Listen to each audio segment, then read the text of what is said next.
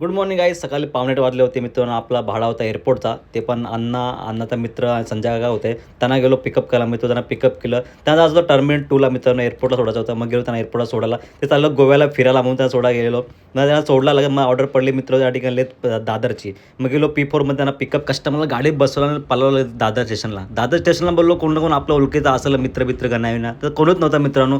त्यानंतर मला लगेच ऑर्डर पडली नवी मुंबईची. मग गेलो नवी मुंबई सणा पिरी करत त्यावर लागली मला मस्त त्या ठिकाणी पोचलो. नवी मुंबईमध्ये मंचुरियन बेल होती. मस्त मंचुरियन बेल खाऊन घेतली. त्यावेळेला म्हणतो उसार रस जम्बो घेतला. उसार रस 30 रुपयाला होता.